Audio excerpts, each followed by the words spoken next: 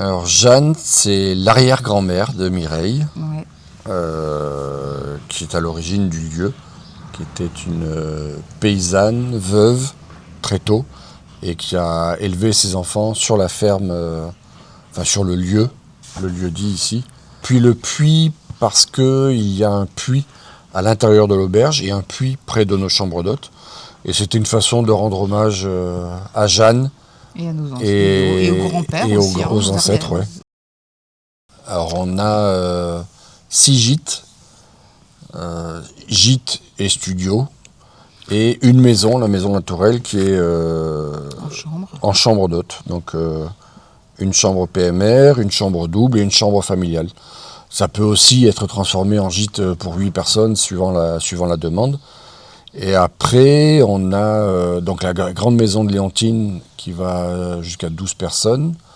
On a la maison de François, 4 personnes. La maison de Marie, 2 personnes.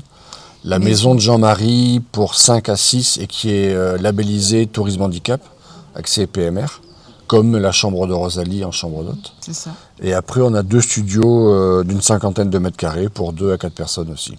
Puis si un soir, en fait, ils ont une petite flemme ou une petite envie de venir au resto, on a la chance d'avoir du coup la table de Jeanne qui est sur le site, et avec la spécialité, le kika farce notamment, plus une carte à côté qui varie en fonction des saisons. Des produits locaux. Donc, ouais. des produits locaux, et ça c'est vrai que c'est un plus. C'est un plus. Et après, quand on a eu ce développement en hébergement qui sont assez conséquents, on a voulu aussi offrir à nos clients le petit plus du spa, donc histoire de, comme on est en campagne, donc voilà, on n'est pas proche de la mer, on est à 15 km, mais on est quand même pas loin. Et on s'est dit, offrir cette possibilité-là de détente, c'est assez sympa, parce qu'on est aussi sur des circuits de randonnée, on est loin de partout et loin de nulle part en même temps. Parce que du coup, on est quand même bien centré. On est à la baie de Morlaix, on a 15 km. On a la baie de Loquirec, pareil, une quinzaine de kilomètres. Huelgoat, les Monts d'Arrée. La Vallée des Saints. Vallée des Saints, tout ça. Donc on est vraiment bien centré, c'est ce que nous disent les gens. Et quand, par exemple, notamment des randonneurs, la semaine dernière, on avait des randonneurs, ils étaient contents de se trouver cet espace détente, jacuzzi, après l'effort qu'ils avaient fourni pour leur journée, donc c'était sympa. Avec la possibilité de massage, on a aussi. Des praticiennes en extérieur qui peuvent venir sur réservation. Donc il y a la maison de François qui est mon papa, la maison de Marie qui est ma grand-mère, et ma fille aussi, et notre fille. On a Julie, Margot, les enfants, les neveux, nièces. Voilà, c'était un petit clin d'œil.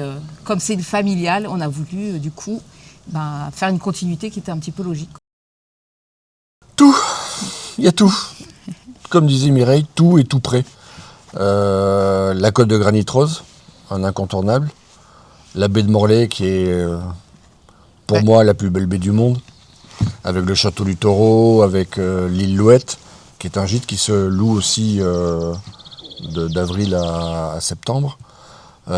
Carantec, Roscoff, qui est pas loin non plus. Sentiers du Douanier, qui sont pas loin. On a des sentiers des GR qui sont à côté aussi. Et puis les Monts d'Arrée, Saint-Michel-le-Braspar, le lac de Brénilis, la forêt du Huelgoat, qui est notre petit Brocéliande à nous. La voie verte, avec prendre les vélos et puis faire des beaux circuits. Ouais, de Morlaix à Carré, sur l'ancienne voie ferrée. Ouais, on n'a pas parlé aussi. Et puis il y a Morlaix. Morlaix est à visiter. Morlaix est une ville extraordinaire. Ouais. L'office de tourisme se visite. Il y a à peu près 1 heure de visite dans l'office de tourisme. C'est l'une des plus vieilles maisons de Morlaix. Donc c'est assez extraordinaire. Il y a une équipe géniale en plus pour les conseiller. Non, il y a plein de choses à faire. La manufacture, là, l'ancienne manufacture des tabacs. Des tabacs qui a été rénovée et réhabilitée avec... il y a vraiment un très très bel endroit à visiter aussi, c'est vraiment très, très bien fait. Là, il faut prévoir l'après-midi pour vraiment l'apprécier comme il faut. Mais ça, c'est à faire. Je pense qu'on correspond tout à fait à la philosophie des villages de gîtes. On a déjà organisé quelques cousinades. Les mariages, on en fait régulièrement, qui prennent tout ou partie de Ouais. de nos hébergements. Donc là, c'est le temps de se retrouver un week-end. Mais on a fait des cousinades sur une semaine. On leur met à disposition une salle et ils passent des moments extraordinaires. Et je pense qu'en plus, ouais, la plaque que tu nous as ramenée, Alors place des celle-là. retrouvailles, ça, Ah, ça mais veut, ça bah, nous parle. ça symbolise notre philosophie, ouais. Ouais, c'est clair. Ouais, c'est ça. Et puis dans nos, ben le fait que les clients nous disaient, comme on parlait tout à l'heure, ah bah c'est sympa, il y a on dirait un petit hameau. Et puis en fait, quand on a connu Village de Gîtes, on s'est dit, mais c'est ça en fait. C'est ça. Là, on correspond complètement Ouais. à nos valeurs et à ce qu'on veut transmettre. On a des randonneurs, des gens qui viennent en groupe de copains, découvrir un petit peu nos chemins de randonnée, puis voir un petit peu tout ce qu'on peut proposer autour. Ouais. Puis on a aussi des séminaires d'entreprise, hein. Après, c'est vrai, on n'a pas une énorme structure, mais on a Pour les petites des petites entreprises, entreprises qui veulent faire un petit rassemblement Team building. qui est un peu à la campagne. La cohésion d'équipe. Voilà, bah c'est parfait. Chacun son petit espace et c'est pareil, il y a l'endroit pour se retrouver. Puis après, sinon, bah, les cousinades, Mariage, ouais, les mariages, beaucoup. Après, quand il y a aussi des Des motards, on a beaucoup accueilli de motards pas aussi. mal de motards, des Ouais. groupes de motards.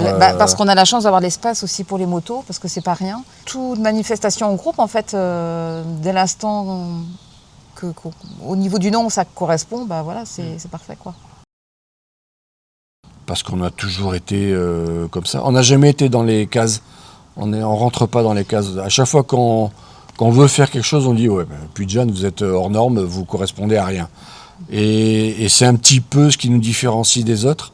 Et je pense que c'est un petit peu ce qui fait ressortir aussi les villages de gîtes du reste des accueils et des hébergements qu'on peut trouver un peu partout, quoi. C'est une ambiance, c'est un cadre, c'est un accueil, c'est une convivialité, c'est une philosophie, c'est un art de vivre un peu aussi.